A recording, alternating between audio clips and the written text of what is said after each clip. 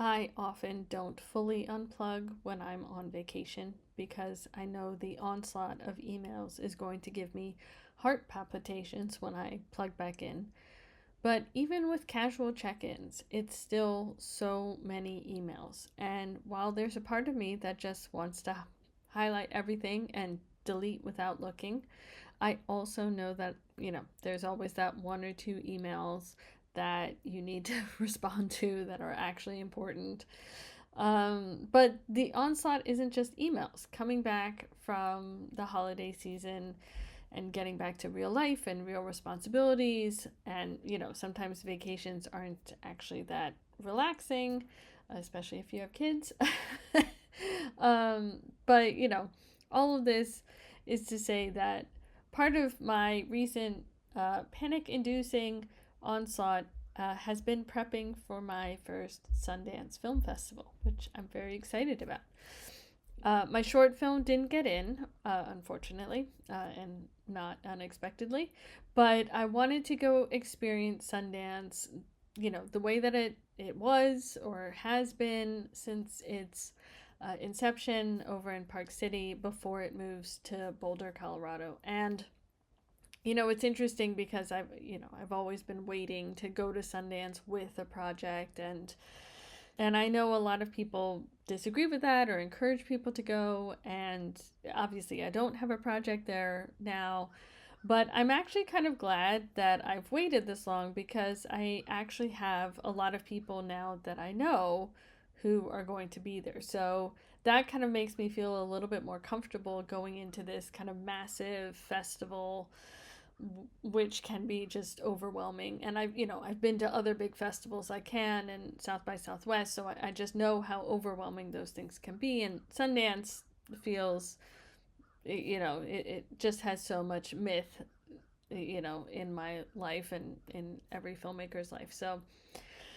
So I've been prepping for Sundance, and like any good indie filmmaker, I'm, gonna be prepared. I am a over preparer, and I'm, just trying to get as connected as possible.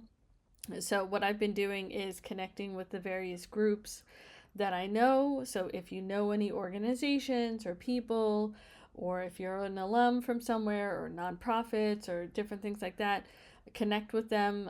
There are a couple of WhatsApp chats, some text groups that we've been connecting people together with. And there's a Reddit thread for Sundance parties and other kind of lounges and organizations and things that people are doing. There's also another spreadsheet that one of my text buddies sent, that has some different RSVPs. But, as a Houston filmmaker, I'm also staying in touch with our film commissioner, Alfred Cervantes, who I think is going to be throwing a Houston specific party at Sundance. There's also a Texas party at Sundance that I'm looking forward to. And I'm just, scanning and researching and looking at everybody's posts. And this whole week has been a lot of like, bam, bam, bam, bam, bam, just like all this stuff. And like I said, I'm excited, but it's also been a bit overwhelming in the preparation because I also have real life stuff to get back to. Classes are starting. I need to finish up prepping for my classes. My kids are still at home, or most of them are. So there's just a lot more chaos going on in the house. So I need to just take a deep breath, and also remind myself, as I've said in previous videos, that having a really rigid agenda for festivals is typically a recipe to ruin the festival experience. I think it's important to be flexible. It's important to know what you want to do and to know what's going on, but to make it, just have kind of tentative plans or just a few things where you're like, I absolutely have to do this. I'm going with somebody who has very specific films that they want to go see, whereas I'm kind of open to like whatever. So, being flexible, I think, leads to happy surprises. So let me know if you are going to Sundance and we can connect and meet up. Or if you've gone in the past, do you have any recommendations? I would love to hear them.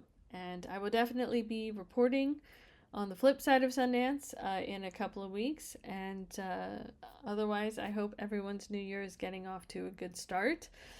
And you're dealing with your own mountain of emails and everything to get through to start the year.